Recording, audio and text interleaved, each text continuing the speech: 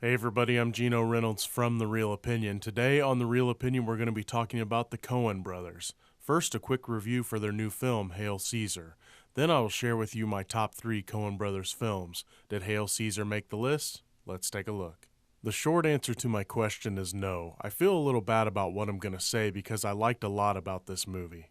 Now, I wanted to love this movie, but between the plot the trailer promised and the hit and miss plot we got, this movie as a whole just didn't work for me.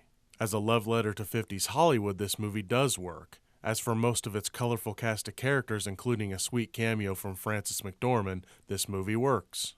As for the actors solve a kidnapping plot that the trailer promised, well, that just doesn't happen. Sort of. To say more would spoil part of the third act. I can say that the trailer promised a more tight-knit story than we get. Part of the plot kind of reminded me of the plot of Trumbo, in a way. I will say that if you've seen the trailer, you have seen the end of the movie. Good old trailers. All in all, this is not a bad Coen Brothers movie. There have been a lot worse, but there have been a lot better too. Now on to my 3 favorite Coen Brothers films. Number 3 is a bit of a cheat because my answer is always changing. One day it could be Raising Arizona. Another day it could be No Country for Old Men. Today it's The Big Lebowski. This is just such an odd and quotable movie with great characters. My favorite being John Goodman's Walter. This is just one you have to see to believe. Next is Fargo. Thought it was going to be in the top spot, didn't you? I love a great crime story. I love interesting characters. I love a plot that grabs you by coming out of left field. Fargo has all of these things and more.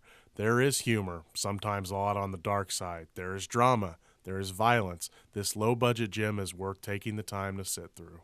Lastly is Inside Llewyn Davis. There are a lot of reasons that this one is my favorite. First is the soundtrack. If you are into music by artists like Bob Dylan, it is phenomenal. Next would be the performances. This is the movie where I noticed Oscar Isaac and Adam Driver, both of who are only going to get better. Plus, add in veterans like John Goodman and F. Murray Abraham, and you have the potential for some great characters. The main reason I love this film is personal. I really identify with the character of Llewyn Davis. He is a hardworking and somewhat self-doubting guy who is trying to make it into an already crowded business. He has traveled ungodly miles for his craft because he loves it so much. He may have made tons of mistakes and is not perfect, but he won't let that stop him from achieving his goals.